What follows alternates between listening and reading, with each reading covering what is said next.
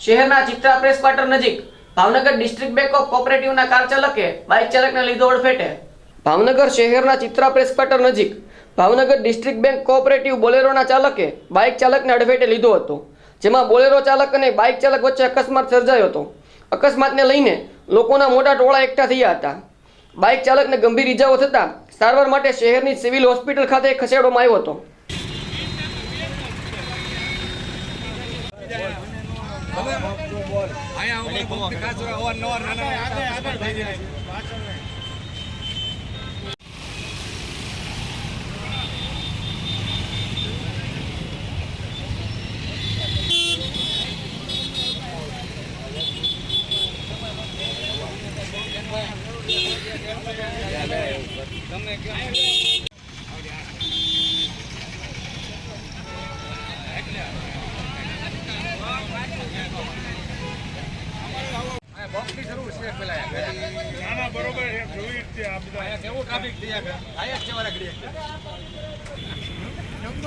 number